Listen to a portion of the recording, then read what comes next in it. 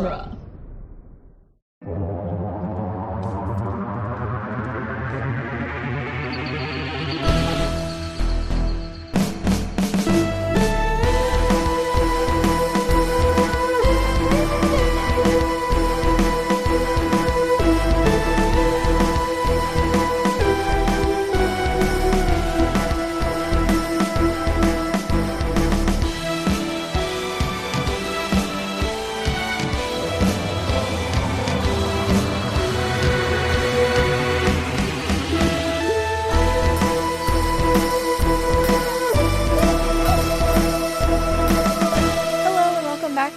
Doctor's Companion presents Doctor Who The Long Way Round, the weekly podcast where we review and discuss every episode of Doctor Who, one doctor at a time. I'm Cass Fredrickson. I'm Nick Jimenez. And I'm Scott Corelli. Today on the show, we'll be discussing Kill the Moon. I don't know why I'm talking like this. The 12th Doctor's 7th story. Yep. I'm used to saying 13 this round. Yeah. Mm-hmm. It's about to get more confusing starting next week. So Kill the Moon. This is written by Peter Harness, directed by Paul Wilmshurst, who this was made in the same production block as Mummy on the Orient Express, which he also directed. Peter Harness is a writer who, grew up being like a lifelong Doctor Who fan and wanted to write for the show really badly. He was putting inquiries into the series as far back as like 2003, shortly after the announcement that the show was coming back. Back then, he didn't have a lot of credits. So his requests were ignored. And then, between then and 2013, I think is when he came back around to the show. 2011, actually. He had a lot more credits, and Doctor Who actually reached out to him. At this point in the show, Stephen Moffat was looking for scripts for the second half of season, season 7? With the first half being Amy and Rory, and then the second half being a new companion, which at the time was still thought to be the Victorian governess called Beryl. This was back when Victorian governess Clara was going to not die in her initial episode and was in fact going to be the companion, at least through the end of season 7. Named Beryl. In this, and she was going to be like dividing her time between adventuring in the TARDIS and caring for the two children that she was the governess of, named Charlotte and Godfrey. Harness's initial proposal for Doctor Who was called When We Weren't There, which was going to be about the two kids and what they get up to while Clara's gone. Wait, so he's been wanting to write for Doctor Who since he was a kid. Mm-hmm. He's been writing inquiries all these years, and his first pitch was like an episode that was just about these two kids? Yes. I mean, presumably something alien or something was going to happen. Yeah, but yeah, the idea was that, because I think too, like, you have to think about it from the perspective of like, at this time and largely, even to this day, what is considered by many Doctor Who fans to be the greatest episode of Doctor Who of all time barely features the Doctor, For sure. And so I think every writer was like, I'm going to write the next Blink. And it's like, yeah, good fucking luck. So this was rejected, this story idea. And then they were like, do you have any other ideas? And he's like, I don't know, the moon's an egg. And Moffat is like, the moon's an egg, eh? Interesting. Interesting. I like where your head's at. And so he wanted him to deal with that because it was more sort of audacious. Was the idea? It sounded like a big crazy idea, and he was like, "That's just crazy enough to work." And so as he started work on it, however, the BBC offered Harness a major project, which was to take over as showrunner the prestigious adaptation of Susanna Clarke's best-selling novel, Jonathan Strange and Mr. Norrell.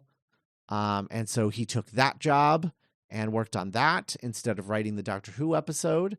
And so The Moon is an Egg was put on the back burner for a while. And by the time he circled back and he was like, hey, how about that moon is an egg thing? It was no longer, Clara was a school teacher and was named Clara and was a modern character. And the Doctor was no longer Matt Smith, but in fact, Peter Capaldi. And so here we are. So here's where things get interesting. Now, I want to just talk about the reaction to this episode. And it's sort of, what it is, its legendary status or infamous status as a very adamant pro-life story. And there's a lot of reasons why it feels this way. And it is like, you hear the writers and they talk about the story and they're like, we had no idea that that's what this, the writer had no idea. Moffat had no idea. The director apparently hadn't. Everyone was like, we had no idea that that's what we were doing. And then you watch the episode and you're like, how the fuck? What? Uh-huh. How? Uh-huh. How do you not realize that? Yep. Well, friends, countrymen, I'm about to tell you how.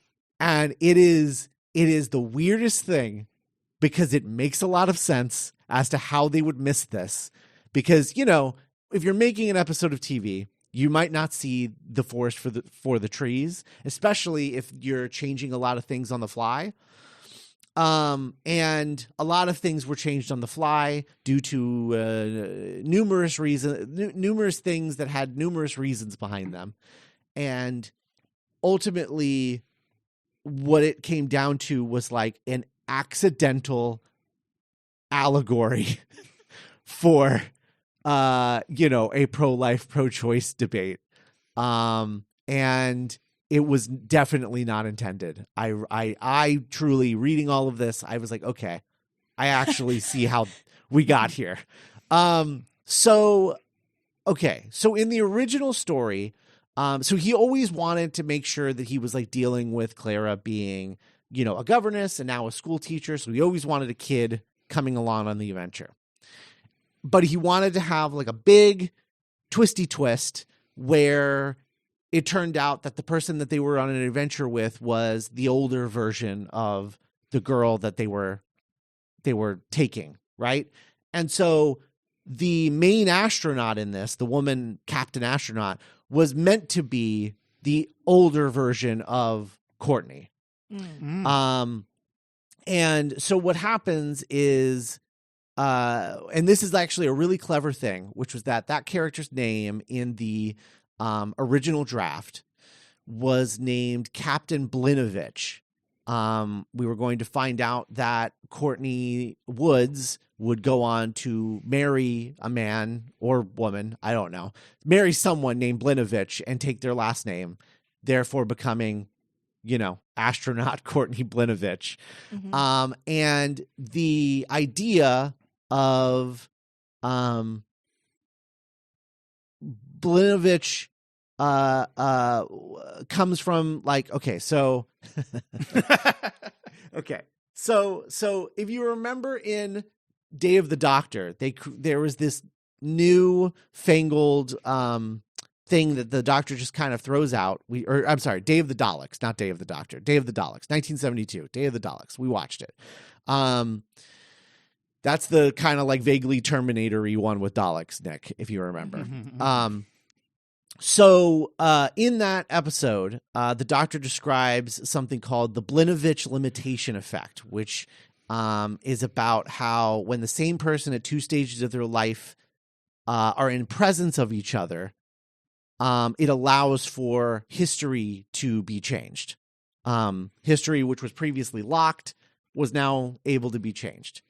And so what essentially happens is the Doctor realizes that by killing the thing in the egg, it destroys the Earth because the moon is unsustainable in its current form, and knows that they need to survive. It needs to survive, but Blinovitch is going to make the wrong call on her own. So he realizes that Courtney is the same person, brings her to the future to meet herself and inspire her to save the egg, and therefore creating a new moon in the end and saving the Earth, changing history because of the Blinovitch effect, which is named after her, and after this exact incident. Which is kind of fun. And the idea would be that, like, it's Courtney making the decision, this little girl, and she's like, no, you can't, like, there's like a baby little creature in there. Like, it didn't do anything wrong. And it's more about her talking about herself than it is about a, baby thing. It's more just about, like, she feels like she's never accomplished anything or isn't going to be important or special. And now here's this thing, and she's like, but it could be special, and, like, it could be whatever. It should have a chance to, like, survive and whatever. And she convinces her older self to change her mind, and then yada yada yada, the Earth is saved, and we get the big twisty twist that she's going to grow up to be that astronaut lady. And what happened was that this is the draft that the writer turned in. This is, as far as I know, the only draft of this script that he wrote. Moffat read it, and Moffat was like, well, hold on. I need the Doctor and Clara to have a rift at the end of this for dramatic reasons because of, like, what is going to happen in the rest of the season. So this needs to change. Two, like, I don't. Oh, and this was the other thing. The other thing was that the reason the Doctor walks away and leaves and lets them decide on their own is because he needed it to be the two Courtney's decision in order for history to change. So, like, that's why he leaves. But Moffat takes out all of that because he's like, it's just too much. It's too much stuff. We need to simplify this. This should be about the Doctor and Clara's relationship. And rewrote it so that it's Clara that has to make the decision, and the Doctor still leaves because he's like, I'm just going to let it be your decision. And as a result, it becomes, instead of, like, a timey-wimey, like, oh, like, I knew that the Earth was doomed if I didn't do this, so that's why I do this. Mm-hmm. It became, I left you because, your body, your choice, right? Like, so, and by taking the decision away from the 15-year-old girl and giving it to the young adult woman, it really just hammers home the weird abortion allegory, which was unintentional, but was, like, clearly what this episode feels like it's about. Mm-hmm. Once it's actually made. But I think that because the changes were what they thought were, like, very minute changes, they weren't seeing the things like, oh, the man leaves to let the women choose.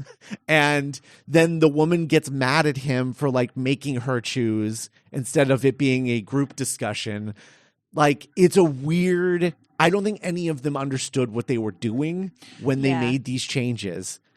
And then when the reaction hit, I think they were all surprised by it because they were like, wait, that's not what we were doing. Oh, shit. Oh, no, we did accidentally do that. Whoops. Well, it's so interesting. Like, writing is so interesting because, like, you're right. Like, in this initial draft, it almost seems like kind of a Days of Future Past, the movie, Not, Right. Like, oh, the young version of Courtney and the old version of Courtney having this kind of existential debate over, like, one being sort of reckoning with, are they special? This is their decision. Like, what do they believe? And then by it becoming like, by taking that personalness out of it, it becomes this like 3 sort of generations of women with no personal stake in this other than like it's their planet, which doesn't feel very personal, but having this kind of like philosophical moralistic quandary of like, what is the because it takes away the specialness of Courtney and makes it more about what they're talking about. Like, does that make sense? Yes. Yeah. Okay. Yeah, I think so. So yeah, that's how this ends up being an allegory for schmorsbortion. Instead of just like a fun timey-wimey story about what if the moon was an egg. I think that the initial draft of this is interesting too if it stayed that way, because we are just coming off like 3 episodes ago we just met like Danny Pink's descendant or whatever. And like it also reminded me of like the twist in Christmas Carol, where like the young the Scrooge allegory, he's looking at himself. So yeah, no, that's interesting. I think tonally it just it changes a lot of like where the focus is, so that it doesn't lay wholly, like Nick said, on the philosophical debate, the moralistic debate of do we have the right, versus like a woman. It's an interesting thing, like the idea of like the younger Courtney and the older Courtney, and the older Courtney saying like, no, I have to make the decision because I've been put in charge of this. I am special and I need to make this decision. And the younger Courtney being like, yeah, but you're not more special than that thing. So like, why do you get to decide that it dies and it hasn't done anything wrong, And like the idea of like her earlier in the episode talking about like, please tell me I'm special, which is like without any of the rest of this is such a stupid scene. Yeah, it's like it has no context. No, none whatsoever. And it was like, the older Courtney was like never told she was special, and so she like made herself special and feeling important in all of this, and then needed her younger self to like be like, you're not special. You're actually not special. You're just another person, like you don't get to just make this decision. And I think there's a lot there about learning about like how the Doctor views people, which is that like everybody's special, so no one's really special. It's just like everybody needs to relax, like like everybody has the capability of being special, but like you're not just special for existing. Right. I don't know. I don't know. I think there is still like kind of a lot to unpack in that first draft, where it's just like we're not special, and also like a younger version of the same woman discussing an abortion, basically. But yeah, I don't know. That's really interesting. Yeah. So we'll get into it when we get to the scene in our recap and kind of get to parse out what the script makes certain characters say and the stances that certain characters are forced into taking by the writers. Yeah. Because it doesn't seem to be coming from, I mean, we'll talk about it, but like I word it that way because it's like, is it coming from Clara as a character? Some of the things she says, it almost seems kind of like, I don't know. But we began, listeners, the last time we visited this era of the show, it was the Caretaker, where we were introduced to Courtney, student of Cold Hill. I have a question for the both. So the special thing, like you told her she wasn't special. That didn't happen at the end of the Caretaker. This isn't residual Caretaker stuff, right? I honestly don't remember. I don't remember. I don't remember if there was a scene at the end of the Caretaker where the Doctor was like, you think you're special? You're shit, Aunt. You know, many humans are going to die at the end of the day. Like 80 billion. Get the fuck out of him. I don't think so, because it seems like she's been working with him for a while now. Mm-hmm. And it makes me think it's just something he offhandedly said, like at some point that they were like working together. It feels so first drafty. It does. feels like I can hear the three of us talking about this of like, I don't know, what if the doctor told Courtney she wasn't special, and Courtney and Claire was like, but you told her she wasn't special. That's so vague and fucking amorphous, you know? And I'm feeling exactly the way that the doctor is feeling in this scene, where he's just like, what are we talking about? What do you mean? She's not. Yeah. She needs to learn I'm some not. humility. What do you want me to tell her? She's the most important girl in the world, like you? Yeah. Oh my God. Yeah. No, I wasn't even thinking about the Clara of it all. Yeah. Even though she totally brings it up in their like breakup scene later. But like, oh my God. Yeah. I don't know. Oh, this episode. Yeah. Well, first off, what did both to rewind a tad? What did we think of the cold open of Clara being like, "Hey, planet, it's me." The usually this decisions are made by a guy, but he's gone. And I don't think he's shit. I didn't mean to say it that way. There's a lot of Okay, so there's a lot of stuff in this episode. There's a lot of stuff in this episode that are like big, that are trying to be big swings, and all of them have zero payoff. This being one of them, because you're like, because he's like, he can't be here right now, and I was like, I mean, he could be. He chooses not to be. I don't think he's ever coming back. I don't think he ever will be here again. And it's like he's just behind the TARDIS door, just presumably like fucking making a cup of tea. Yeah. Like, yeah. Yeah, it's so extra. He's making some scrambled eggs. God. But yeah, no. And so, you know, it's teased that humanity must be faced with an impossible decision at some point in the episode. But back to the TARDIS. Courtney is sad because the doctor told her she wasn't special, and Clara's like, finger waggy. She says this while holding a bottle of Windex that she's using to clean the TARDIS. Oh, right. Yeah. How old is Courtney? Like, is this like middle 15. school? 15. Yep. 3 years younger than Rose was. Yep. Whoa. That's crazy. It's pretty crazy. Oh my God. Pretty sobering. Rose is very young and goes through a lot. Should have been in the Dang. Yeah. But yeah, and so the doctor's like, okay, what if you were the first woman on the moon? How would that make you feel? Courtney's like, all right, yeah. It's good. So he goes to the moon. Was his goal to go to moon 2014, like present day moon? Is the time travel bit an accident, like the 2059 of it all? I don't know. It was like vague because it's like on purpose in the original draft. Right.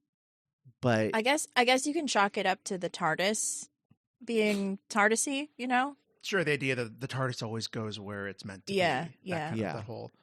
Because I believe in the original draft, he's like, oh, well, let's just see how special you are. And like Googles her in the TARDIS Google, you know? And then it's like, oh shit. Wait, that's you? Wait, oh. Well, I can fix this right now. And then takes her. That's funny. Yeah. But they go to the moon, or rather a lunar module about to make orbit on the moon. Right? Yes. One of the last ones, because space travel has been defunded. Yes, very important. Space travel is being defunded by the 2050s. Not a lot of public support for it. It seems to be on the outs. So as opposed to all the times that we're going to space currently. Sure, of course. Yeah. Daddy Musk sending us to Mars and all that. Yeah, right. So the three. I appreciated this bit. So the three astronauts come. The two of the guys don't matter, but the woman is her Lundvik, played by Hermione Norris. Very familiar, like one of those faces of like, have I seen you in stuff? Yeah, But I'm not seeing a lot of credits that I mean, she's worked a ton, like a lot of British actors, but I'm not seeing a lot of stuff that I would have seen. But but anyway, so Lundvik is sort of the main one, and I like this bit where she's like, "You have 2 seconds to tell me what are you guys doing here?" And Doctor's like, "Okay, shoot the girl." Shoot the girl first, then shoot the school teacher, then shoot me. Like, what the fuck? I'm so over. And she's like, okay. And I was like, yeah, fuck this. I hate when this happens every episode. You know what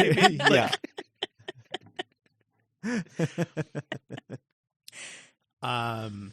And so, yeah, the astronauts led by Lundvik are being sent to the moon because, so listeners, and Cass and Scott, this is totally personal, and this is a me thing. This is not like a universal thing, but for personal reasons, the word Mexicans is just inherently funny to me.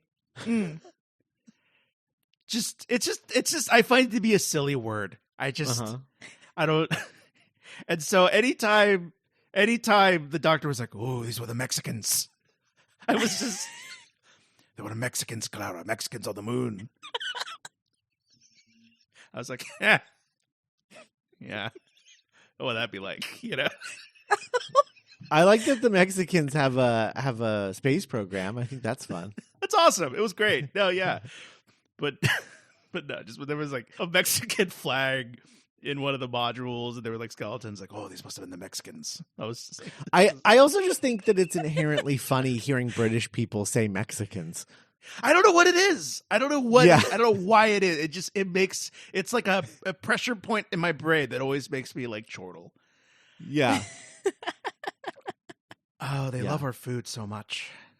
They do. They're terrible at making it. They're terrible at making it. It's also really good. But yeah, so the Mexican astronauts were on the moon, and then they went AWOL. They lost all contact, so that's why these astronauts. But did you notice? I think these three are supposed to be American. Are they? Oh, is that right? The module, the that they step out of, the door was opening, so it was like cutting off the text. But I like could have sworn it said United States. Oh, I think there's a line where they like got it secondhand or whatever because it is the last one. So that's probably what that's about. That's good. I like that. Yeah. I think that's right. So, and then the Doctor has this kind of, he speed runs through like, okay, you're asking the wrong question. The question isn't why are we here? The question is, what's wrong with the moon? What's wrong with my yo-yo? Clara, what's my yo-yo doing? And she's like, it's going up and down. Exactly. Why is it going up and down? Why is the gravity off? It's the moon. We should all be floaty. We've all seen movies. We should all be floating around. Fun story about that yo-yo. That was Capaldi's idea. He wanted them to get the yo-yo from Ark in Space. So that is the yo-yo from Ark in Space. Oh, that's so fun. That Tom Baker uses. Problem was, he was like, yeah, that'll be a great idea. And he was like, so here's the thing. I don't know how to use a yo-yo.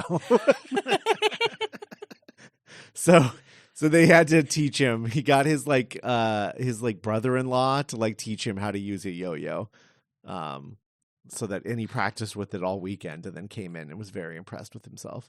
That's the most adorable shit I've ever heard in my life. Yeah. It's pretty great. It is. And as uneven as Series 8 is, just knowing now retroactively what a lifelong nerd for Doctor Who Peter Capaldi was and has been, it just kind of adds a little extra flavor of like heartwarming to me. Even watching this episode, I'm like, he's having a ball finally getting to be this character. Yeah. Apologies, it wasn't his brother-in-law. It was his daughter's boyfriend. That's even better. Yeah. Oh my God. Yeah. Oh my God. Can you imagine It's like, hey, we're gonna have a bonding activity right now. I need you to teach me how to use this. Why? Oh my god! Doctor, Wow. why is it so old? Because it's from the 70s. Tom Baker held this. Oh, this is a great Capaldi outfit, by the way. I don't know, like I'm obsessed with this. I'm obsessed with his look in this, with the polka dot shirt and the blazer over it. Mm. It's a good look. No, it's good. He's starting to find his groove in this. My favorite look, and I will go to my deathbed with it being my favorite Capaldi look, is the ratty sweater with the hoodie and the long coat. Like that's my like iconic Capaldi outfit for me. It's like with all the layers. His like tenured professor. Yeah. Like hungover tenured professor look. It's like whatever. No, absolutely. No, but you're right, Cass. This is starting to be like, less Victorian like owl and more like kind of fab professor. This is something I can see you wearing, Cass. Just like that's why I love it. Okay. That's great. But yeah, so there's cobwebs and stuff on the moon. There's spiders. This is such a weird episode to have a body count. Yes. Because it's so silly. But yeah, the 2 male astronauts are quickly dispatched, which is why I don't remember them. Yes. Sorry, I just think it's funny that you're like, it's pretty weird for this abortion episode to have a body count. Just like imagine dying in this one,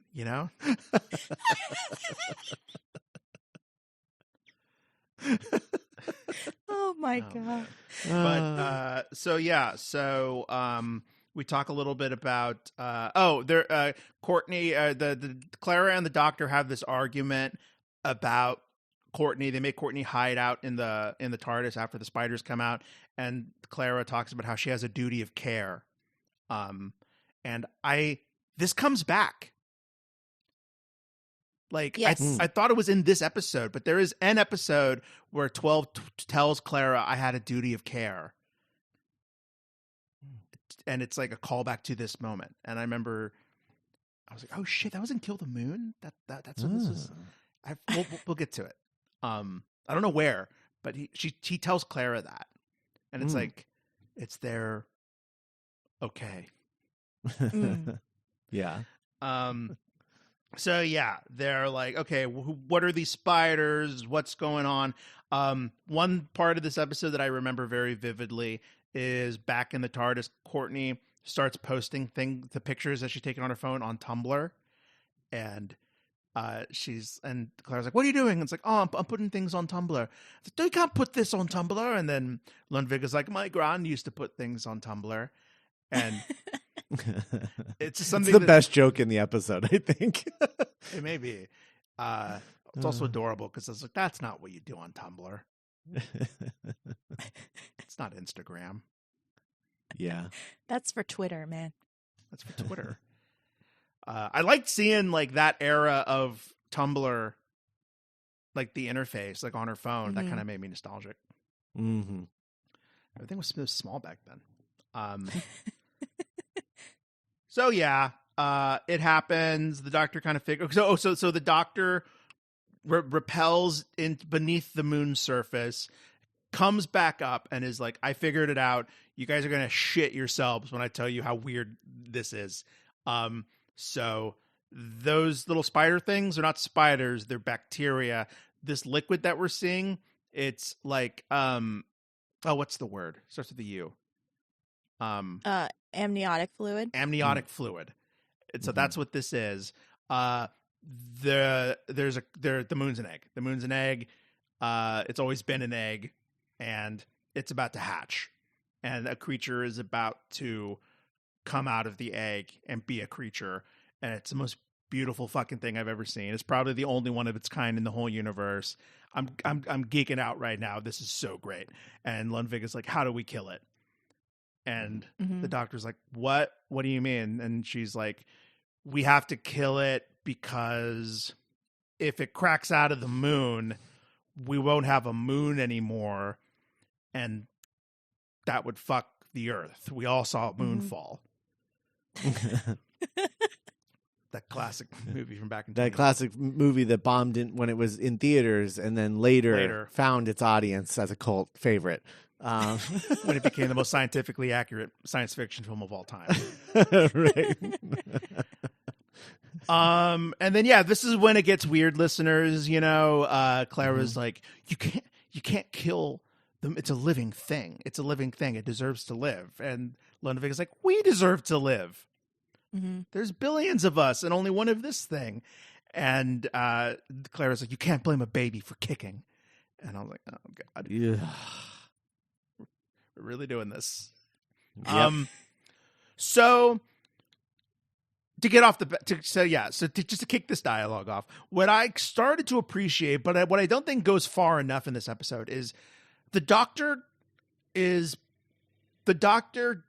human centric. He has seen too much of the universe to think for a second that humans are the center of the universe. So he looks at this thing and he's like, well, no, this is the only one of its kind. So it's special and beautiful and singular. It deserves life. We can't just kill it because it's going to wipe out one planet. Like, because there's lots of planets and people die every day out here, B.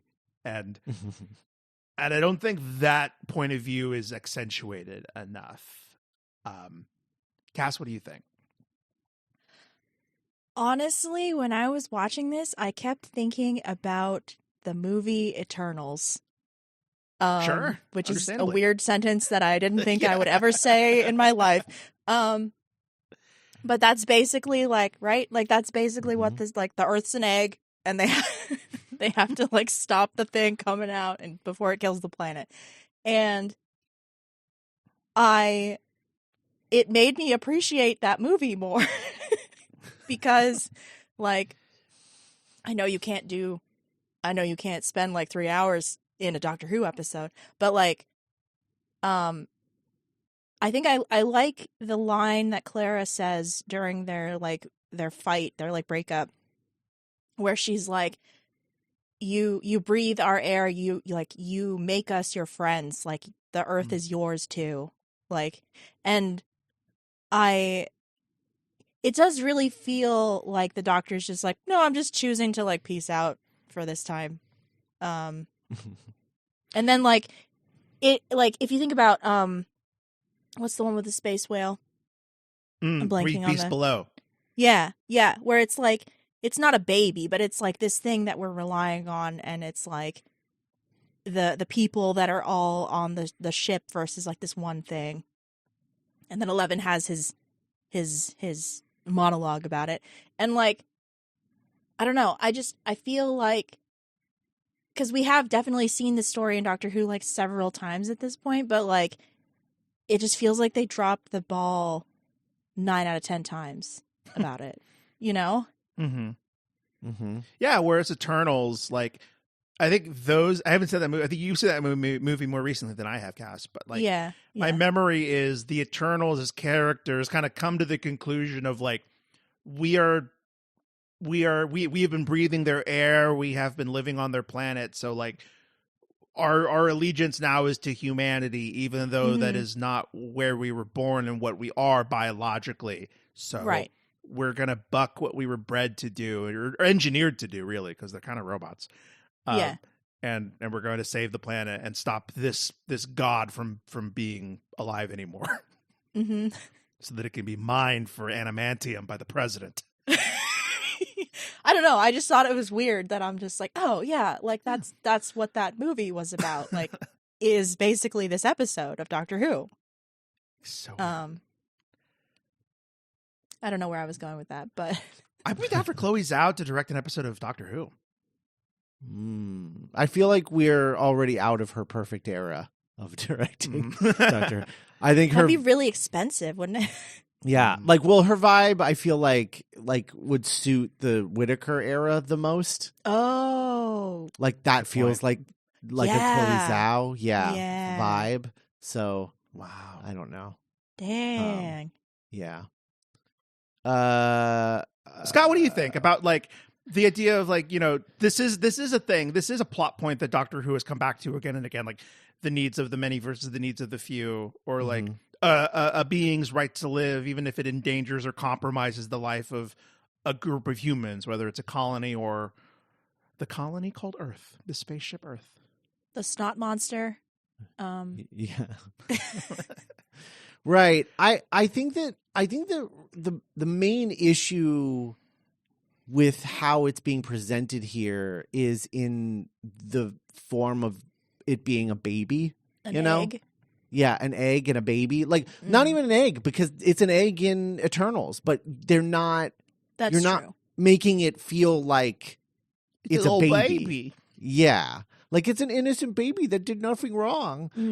It's not that. It's just like, yeah, no, I mean, it's going to birth a god, know? And then you're just like, you're not really thinking about the abortion allegory at that point, And so I think that calling it a baby is, I think the main, I think it's the reason why all of this is happening. And then like, because you do that, and then suddenly you have like Clara start talking about kicking babies kicking and not kicking babies. That's a different evil Clara. Yeah, just 13, just being like, Jesus Christ, Clara, kicking a baby, Nega Clara. Yeah, I don't know. Girl. Yeah. I think that's the main problem. Whereas like, I think if it had just been like discussed like, oh yeah, like no, like, so this species, like it gestates in the egg and then it has its whole childhood, and it's when it comes out, it's ready to be like out and be, it's an adult when it comes out. It's like a butterfly. Yeah. Then it becomes a different, I think it doesn't quite take on the allegory that it's taken on as a result. Yeah. Or at the very least, like, it's several layers down instead of like it's a baby. Yeah. Right. No, I think you're right. Because so then the Doctor is like, hey, it's not my planet. This is your opportunity to like make a decision for yourself. I'm going to opt out, which is so toothless, but it is rightly called thus by Clara at the end of the episode, and likened to like, deeming us worthy of like of having some money and going around the shop by ourselves, and Clara's great in that last scene, and we'll get back to that, but yeah, and she is, but it's knowing that was shoehorned in here to create some like derision between them, some drama for the season arc. Like, I just think that it just feels so like, I don't know, shoehorned, forced, and shoehorned, and just like like fake bullshit. I don't know, because it's like there's the trailer for the Mummy on the Orient Express after this, and they're like very careful not to show that Clara's in that entire fucking episode, right? And it's just like, well, yeah, like at the end of this, when Danny's like, I mean, you're not done, come on, and she's like, no, I am. And it's just like, no, you're fucking not. You're on this show for another season and a half. Like, yeah. And it's episode 7, Clara. Yeah. It just reminds me of like that episode where, like God Complex, where Rory and Amy leave the show, quote unquote. And you're just like, yeah, no, they should have just left there. That would have been interesting. But instead they're like, nah, they're going to come back a couple more times and then they're going to leave. And it's like, it what just comes feels after God Complex? Is it a power of 3? Yes. No. After God Complex, because Power of 3 is part of the movie, the half movie season. Yeah. Oh, God Complex. You're right. Yeah, God Complex is the end of the previous season. Okay. I think after God Complex, it's that one-off episode where Craig comes back, and then it's the finale. Closing time. It's Wedding of River Song, I think. Yeah. Got it. Wow. I believe. Ugh.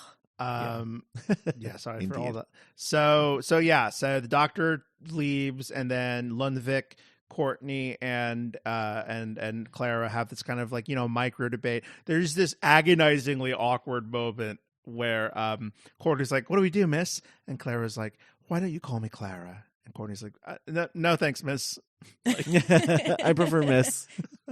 like, yeah, what the fuck, Clara? What was that? Yeah, you're her teacher. So yeah. No, Cass, yeah, did you have sorry.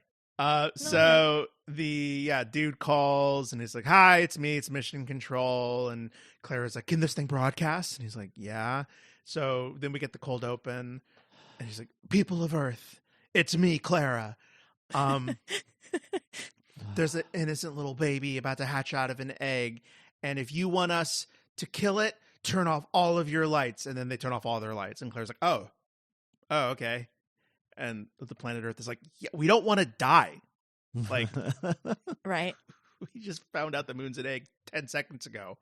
Yeah, we don't even want to. You didn't even really explain the situation to us. You just said death. So the planet chooses to save itself instead of this poor little baby Eldritch being. And but then at the last second, Claire was like, "No, fuck democracy, fuck voting," even though it was my idea. And she chooses to save the egg, and the doctor's like, "Okay, everyone in the TARDIS, I was just waiting for you to make the right decision." And then they all go to the TARDIS, they go to a beach, and then they watch. And even though we don't have a moon for like 10 seconds, the Earth is fine. They're on a beach, Right. so we can see not even the waves are affected. It's like one of those things you can watch on YouTube where it's like POV of Cthulhu coming out of the moon. You know what I mean? Like, so it's a dragon. We don't have a moon, but it's fine. The Earth doesn't even shake or move. It's like it's happening on a screen. And then it just gives birth to another moon egg, and it's like and then this other bullshit about how earlier in the episode Claire was like, "But we know the moon's fine. Like, we would have heard about it by now if the moon blew up in 2054." And the doctor's like, "Oh, but there's little gray points in time." Like, we just talked about this earlier in Shakespeare Code. Like, and you should know this by now. It doesn't fucking matter if we haven't, but we would have heard about it. No, you wouldn't have, because it's always in flux. It's always changing, you know? Yeah. So it's just another bit of like drama. And then Lundvik is like, "Doctor, tell me what," and then the doctor's like, "Oh, I see. Oh, space travel. And this, we look up and we see a dragon come out of the moon, and we're like, oh, I'll have more of that. And then we fled to the stars, and it starts a new era of space travel. Oh, good job, well done." And then, you know, they go back to the TARDIS, and Clara's like, "That was some bullshit. You're an asshole. I'm out." But like Scott said, she goes back for Mummy of the Orient Express, which I think I like more than this one. I remember that one being pretty fun. Yeah. It's just an unfortunate episode. Yeah. I like the idea of a Doctor Who episode being based around a moral quandary, but like, sure, this ain't it. This ain't it. I don't know why the moon science is kind of weirdly what offends me the most, because it takes the danger out of it. Like, oh, we would have been fine. Tension. Right, because then it really just becomes about like whether or not like we kill this thing because it might harm Earth, or let it live. And it would never have harmed Earth because it wouldn't have, even though it fucking absolutely would if it's our moon. Yeah, because they talk about earlier, they take the time to set up that, like, as the moon grows in mass or whatever, like the ocean levels on Earth are like out of, like, they're like drowning entire coastlines and stuff, and like there's no, I don't know. It needs to be like a disaster movie. Yeah, there's like a throwaway line where Clara's like, "Forget about what the moon does to Earth. You can set up satellites or something to fix that." And it's like, well, then why wouldn't they have already done that? Right? Yeah, it's weird. Yeah, she says like this throwaway line to explain it away so that we make sure that we're only talking about whether this thing deserves to live or not. Oh my God. So frustrating. It's too bad. Fascinating. Because You know, like last time I was like talking about how I was kind of looking forward to revisiting this one, but now I'm just like, no, why did I say that? Yeah. So I'm like a little bummed that it didn't like with like the benefit of hindsight, it didn't like make it better or like more acceptable. Right. You know? Well, you know what's funny is, you know, Peter Harness, he would go on to write another episode that is based around a moral quandary, and it's an episode, the story we all really love, which is the Zygon invasion and the Zygon inversion. So, the two Osgoods. Yeah. So like That one's fine. Yeah, I like that one a lot. That's got some of the best 12th Doctor stuff. Yeah.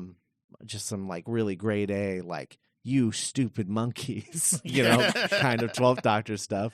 So yeah, looking forward to revisiting that in the future. But from a writing standpoint, it was really fascinating to hear you, Scott, just talk about all the little seemingly unconnected steps and decisions that lead to this pretty infamous episode.